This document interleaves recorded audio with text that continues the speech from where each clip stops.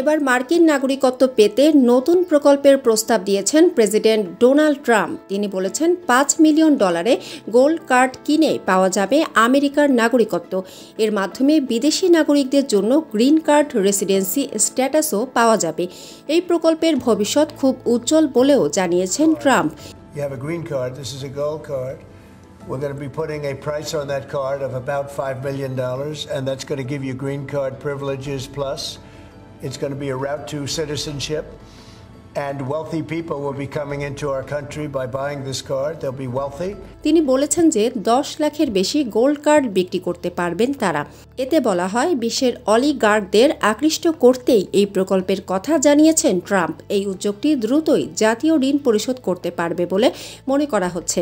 সাংবাদিকদের সঙ্গে আলাপকালে ট্রাম্প বলেছেন, ইবি অভিবাসী বিনিয়োগকারী ভিসা প্রোগ্রামের পরিবর্তে নতুন প্রস্তাবিত গোল্ড কার্ড ব্যবস্থা চালু করা হবে। এর মাধ্যমে বিনিয়োগকারীর যুক্তরাষ্ট্রে চাকরির পাশাপাশি স্থায়ী বাসিন্দা হওয়ার সুযোগ পাবেন।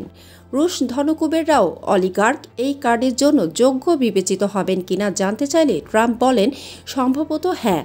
আমি কয়েকজন রুশ অলিগার্ককে চিনি যারা খুব ভালো মানুষ। এই নতুন প্রস্তাবটি বাস্তবায়িত হলে বিদেশি বিনিয়োগকারীদের জন্য মার্কিন অভিবাসন নীতিতে উল্লেখযোগ্য পরিবর্তন আসতে পারে বলে বিশ্লেষকরা মনে করছেন। মানসম্মত হাঁস ও মোরগের চাহিদা পূরণ করতে আল আমিন হালাল লাইফ পোল্ট্রি রয়েছে আপনারই পাশে।